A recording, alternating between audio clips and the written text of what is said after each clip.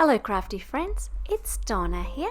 I am finally in Japan and back to making just one video for the moment. You'll notice that everything about my setup is different. I don't have my lighting, my proper background, nothing is the same. That's because while I filmed this video, we were still staying in a one-room apartment. We've moved now and the lighting is much better.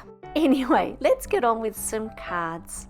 So today I'm doing a 1-card kit 10 cards video. Hero Arts was kind enough to send me the September card kit.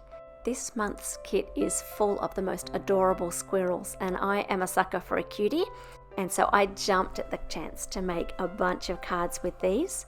I've received this stamp set and all of the matching dies, as well as this lovely tree trunk die with some coordinating dies inside it, and the enamel dots, and a bunch of cardstock, which I was really excited for because I wasn't able to bring all my cardstock with me to Japan. Anybody that buys the kit will get theirs beautifully packaged.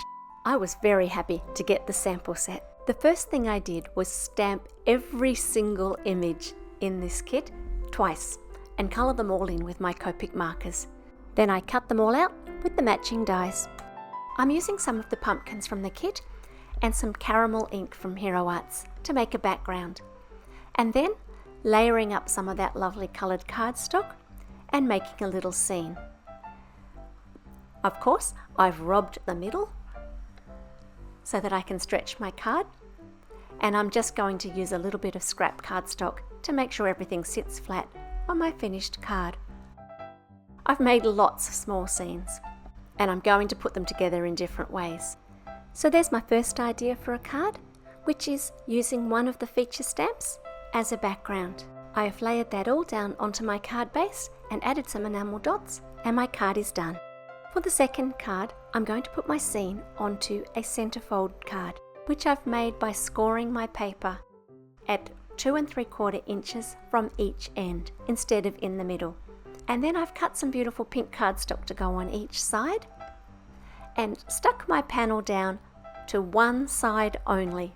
Doesn't have to be the left, but that's what I've done.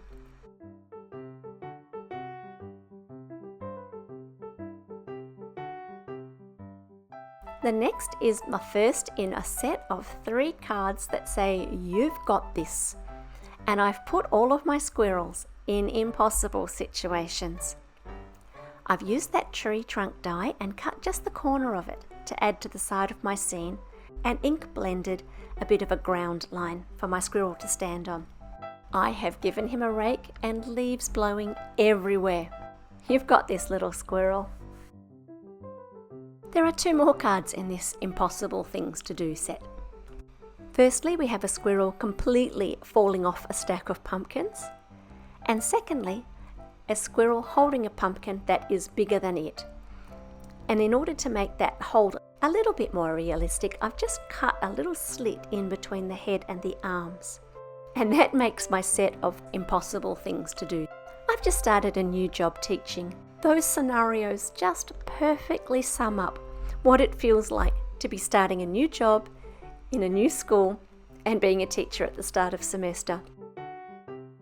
So some of those are going to go to my teacher friends. Next, I thought it would be fun to make a shaped card.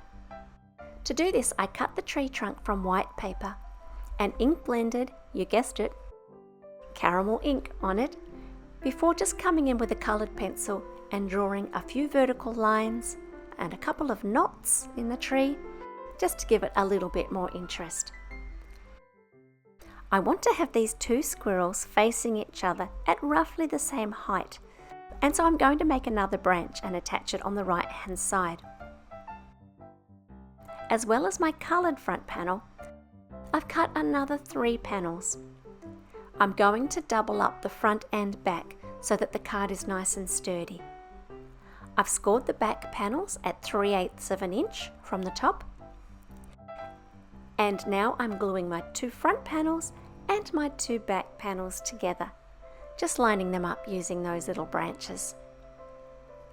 I'm going to do a little bit of tree surgery, inserting an extra limb and then gluing on another layer on top, which I've ink blended to match the rest of it. And now we've got somewhere for my squirrel to sit at a convenient angle which hides the little join in my paper. I'm going to glue just the fronts of those squirrels to the tree trunk, and then we're going to make it a bit more sturdy in a minute. The backs of these squirrels are not attractive because I used Copic markers. It's all come through and the back is looking rather messy. And so what I'm going to do is cut out a couple more squirrels using the same dies and adding a few little bits of card just to make the layers equal with those branches. I'm going to stick another squirrel on the back of each so that we have a nice neat white squirrel on the back. Once I've done that, I'm going to use my glue just above my little score line to attach the front to the back. Once again, I'm going to use those branches just to check that I've got everything in place. Double checking that I haven't got glue beyond my fold, and all is good. And there's our little shaped card. It stands up really well and it's really sturdy. Next, I have made, but accidentally not filmed, a bit of a watercolor background, and I'm going to put a little bit of spatter on that before I add a tiny little line just to give a little bit of ground for everything to rest on. And this time the mummy squirrel is reading a story to the baby squirrel. The sentiment is thankful for you, and I got so excited about using this paper that I used a little bit too much, and now I don't have enough to do my background. I could cut it and kind of piece it together, but I've decided instead to just match my border using my Copic markers. I've only brought a few Copic markers to Japan, and so I'm having to blend colours over the top of each other until I get a match, but I'm pretty happy with what we ended up with.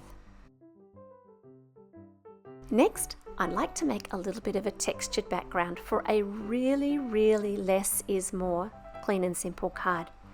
So I'm using my rubber mat and some dies through my cutting machine to just leave an impression rather than cutting right through. It took me a few goes to find the right combination of platforms, so my first couple of mushrooms are a little bit heavy-handed, but I just carried on the same piece of paper, and I've tucked those ones down under my sentiment. I don't know how you organise your cards, but I like to make card sketches, and that's what I did for this set of cards. And those little bright dots on their sketches show me where I was going to use my enamel dots, and I forgot them. And so I'll just add them now to this little mushroom card, and now it's done. Next, I've used that beautiful tree trunk and the hole in the tree trunk to make a little home in the leaves for my squirrel with the sentiment hello. Next, you'll notice that I have a card idea in the middle of this page where I was going to use lots and lots of just strips of that coloured paper because it's such a gorgeous array of colours, and put a sentiment in the middle. And I didn't get to make that card, although you might like to, but I did use the idea to make the ground for my next little scene. So that's all for today. We have 10 cards from one kit, and I hope you've enjoyed the video. I will leave just a couple of small photos of life in Japan at the end of this video, including some views from my apartment. And hopefully I'll be able to give you a fuller update soon. Bye for now.